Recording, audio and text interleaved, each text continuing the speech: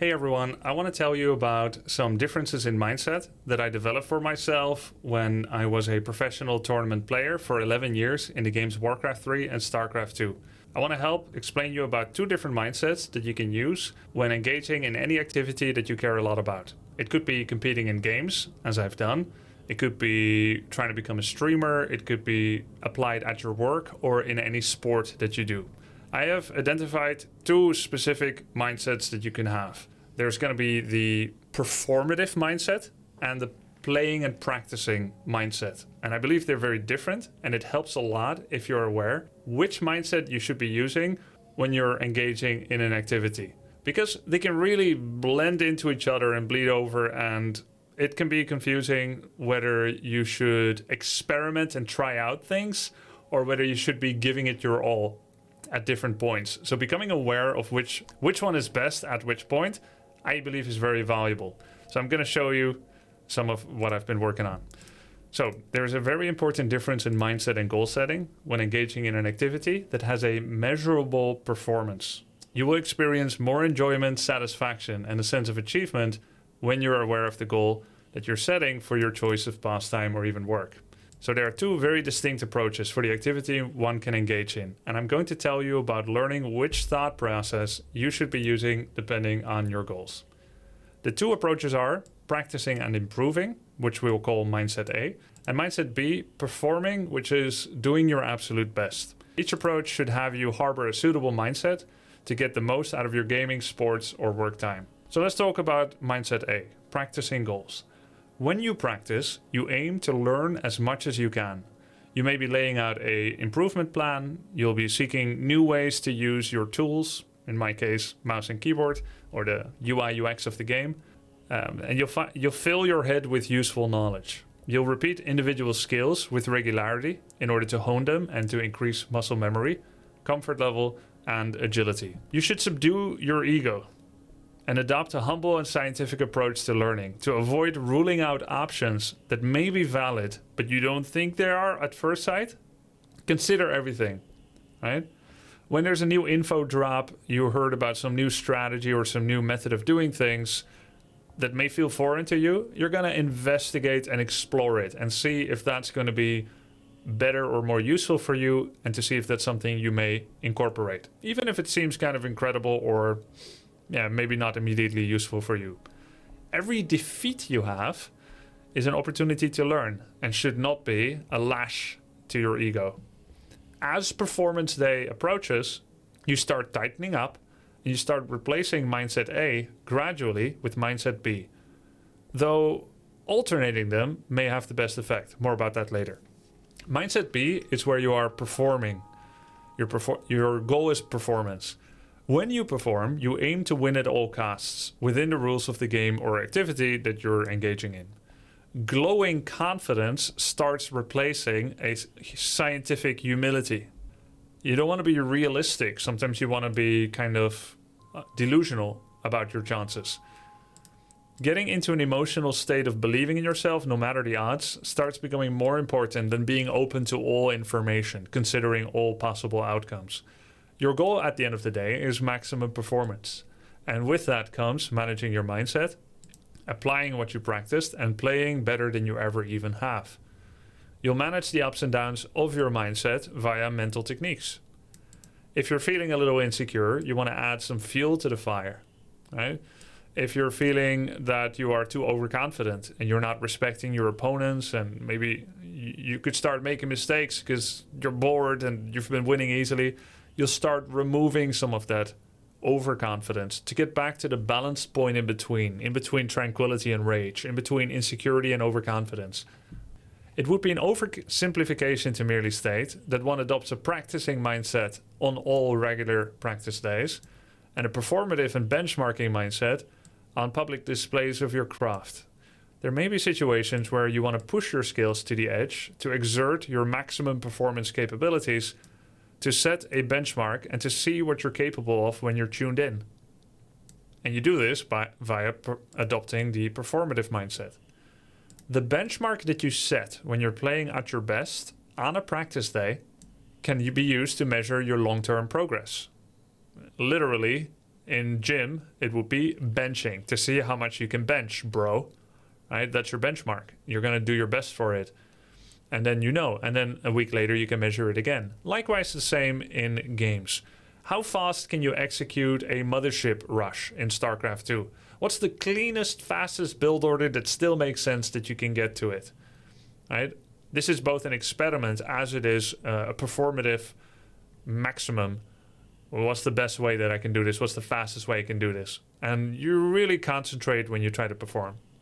You can also simulate feeling match day stress on practice days. I think that's an important mental conditioning tool in order to reduce match day anxiety and to perform better when the actual match day comes around later. And you do this via visualizing that you are playing performative for real.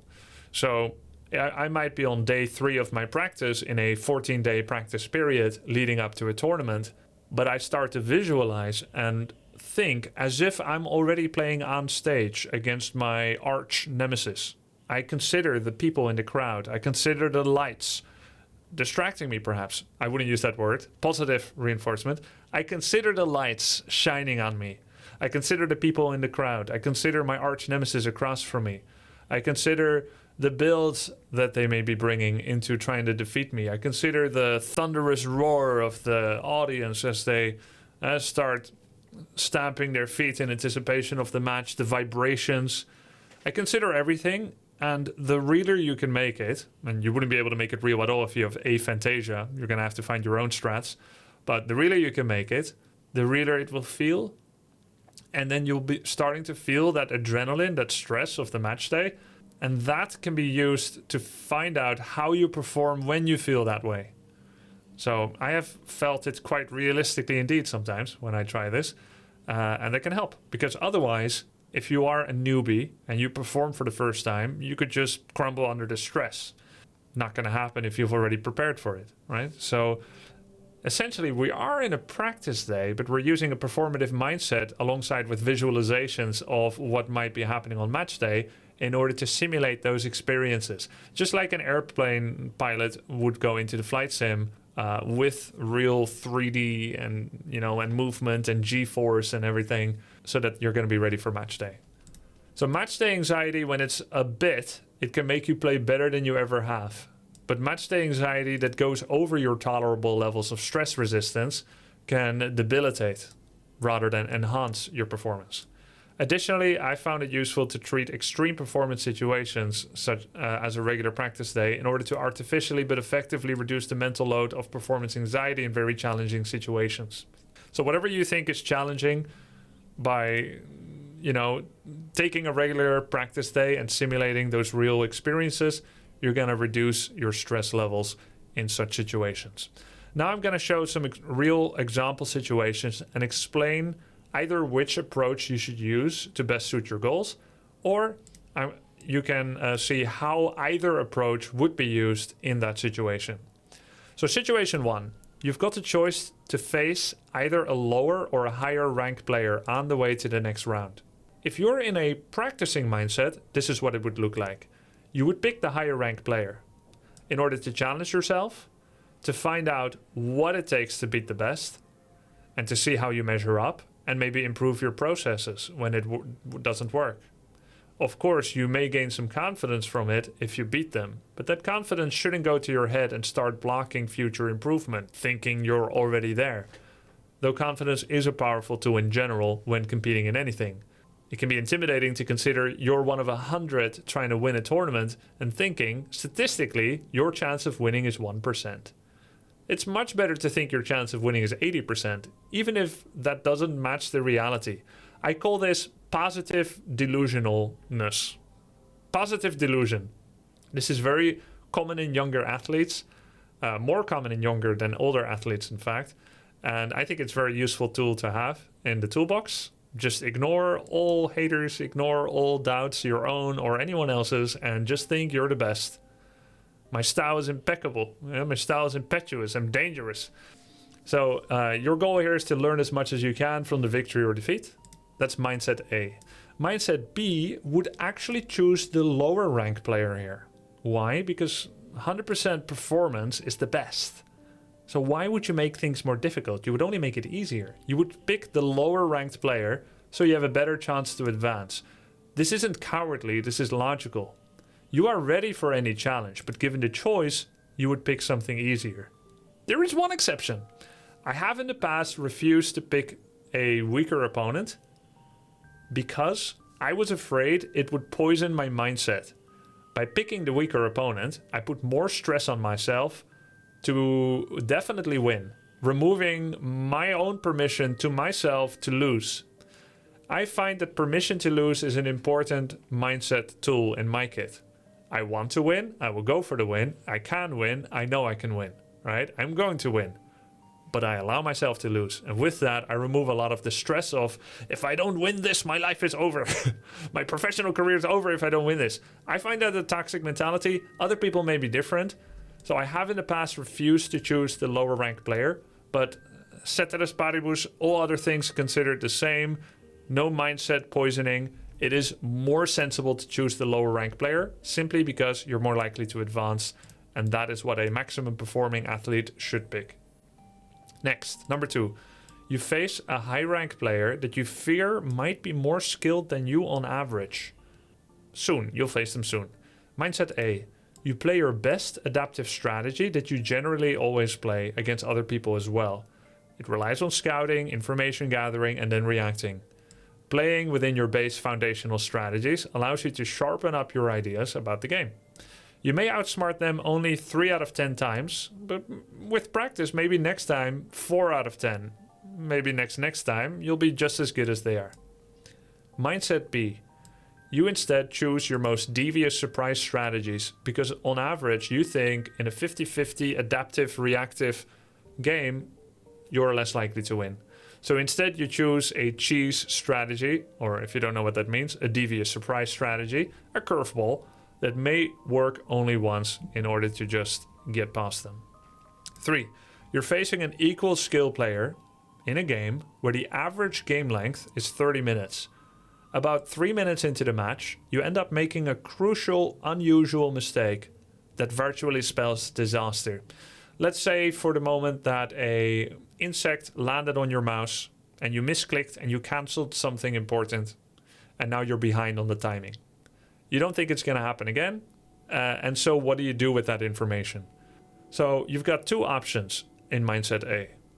You figure a mistake like this is so unlikely to ever happen that it doesn't seem valuable to play out the rest of the match because you don't think you're preparing for something realistic. It's a pretty dumb misclick. You simply quit the game or request a rematch so you can get some real practice in, saving yourself 27 minutes of junk time and now practicing more efficiently. You may even take this to the extreme and always play the first 5 minutes of the 30-minute game over and over and over with a trusted practice partner to enhance your skill in the first part of the game. We're not simulating match conditions and we're not max performing. We're giving up at the first mistake. That's a weak mindset if you're in Mindset B, giving up at the first mistake. But for Mindset A, giving up at the first mistake is quite useful because now you play again, you don't make that mistake, you make another mistake a bit later, and then you restart again. Now you don't make that mistake either, and you restart, and you go to the next mistake. In theory, if you keep doing that, always giving up at the first mistake, as a practicing mindset, eventually you won't make mistakes anymore. But in terms of Mindset B, that's toxic, that's poison. You don't want to give up early. You never give up, no matter in what situation you are. So you see the difference, how it is important to be aware of what mindset we're practicing or performing with. Option 2, as unlikely as it is a perfect opportunity to practice playing from behind. You'll be grateful next time that you prepared for such a niche case in a competition later down the road.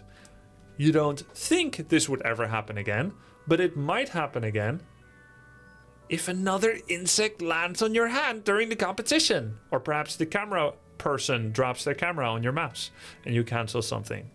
So by using this as a unique opportunity to practice a fringe situation, you become slightly more inoculated, vaccinated against a problem like that in the future. You will spend the 27 minutes wondering why the game is so dang hard, but now you're a bit more ready at playing from behind. This is a conscious choice, option 1 or 2, and only you can make that choice. But by being aware that you are making a choice, your mind is aligned with purpose, which is a good thing. If this happened during a real tournament, there is no question of quitting.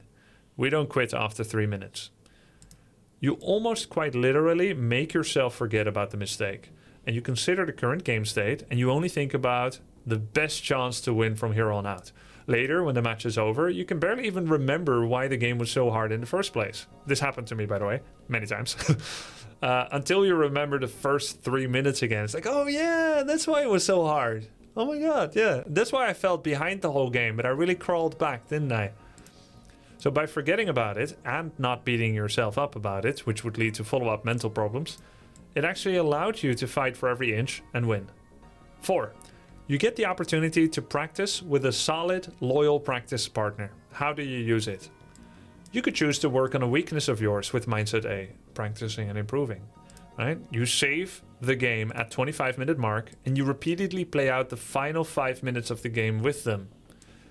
You're now achieving 100% practice efficiency in the deliberate skill practice of practicing the late game. Whereas normally you only get 20% of the game. I'm gonna have to check my maths on that. 15% of the game. 15% of the game by playing out the first 25 minutes of the early game and to mid game repeatedly just to get to the final 5 minutes eventually. You are gripped by a passion to really focus on the last 5 minutes. You're feeling this, like, oh, I want to work on my late game. And the first 25 minutes feel like junk time. Now, in a real competition, you'll never play the final 5 minutes over and over again. You don't want to rehearse repeating the final moments of the game over and over because it is an unrealistic chronological loop for a real competition. But we are now targeting skill practice. Just like a tennis player might target only their service game, or only their return game, or only their backhand volley. This is like that. However, if you are aiming to do a performative mindset practice, if you are in the performative mindset, you would ask them for a kind of formal best of 5. You gather up all your knowledge and skill that you've gathered up so far, just as you would before the actual competition. You both commit to playing the best of 5 and nothing more. Right? You give way to a sense of finality and importance, even though it's just a practice bout with no real stakes. There's no money, there's no consequences, but you give it your 100%. And the material of that best of 5 can be studied by you for days or weeks to come because you took it that seriously. And you're being real about your performance. You make it as real as possible so it becomes a powerful metric to look at. And then you can sharpen your processes and use it for your practice. Next. What's this he's reading from? I wrote this script because I want to make sure it's well structured for everyone to understand my mindset differentiation model. And I'm hoping that this can help you guys. That's why I prepared it. I wrote this morning. Case number 5. In 14 days, you'll play in an important tournament. You may spend day 1 to grind games, to explore the current meta landscape and gather a broad net of knowledge, and you test yourself against ladder opponents. Day 2, you identify areas of improvement in your game that will be most effective to work on. You may study replays of other players to discover strategies and find inspiration. You alternate between replays and playing as you test out various ideas. Day 3, you hone individual skills, repeatedly practicing either the early game or the late game situation, and you strengthen weaker areas of your gameplay. Day 4, all right, now we set up a performative mindset benchmark. We take everything we learned on day 1, 2, and 3. We start doing serious best of 5 matches against the practice partner, treating it like match day, and to see if our discovered strategies so far stand up to the challenge. Day 5, we evaluate it, right? We go back to the drawing board. What worked? What didn't work? What should we add? Did we at any point in the match wish, based on new information we found during map 1, that we would have had something in store for map 2 that was different than something that we prepared?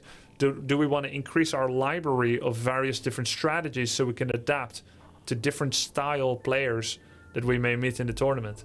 So this is how a practice schedule might look like if you've got 2 weeks. Let me reread this one. I'm going to skip this. I'm just not going to talk about it. Next, case number 6. In 2 days, you'll surprisingly play in an unexpected important tournament. So suddenly you hear about a tournament. You were generally practicing now and then, right? You were practicing. You were not in a complete break, but you didn't know you're going to play in a tournament soon. There's a surprise opportunity, and you accept. You've only got 2 days to prepare. The practice mindset would maybe look like this. Spend half a day choosing the best short-term win strategies by testing out different options, right? And then you would go to the performative mindset because you've only got such a short time left. There's definitely no space for a lot of experimentation, testing ideas, trial and error, get inspiration. However you are now, you don't have much time to develop. So you start getting into the mindset.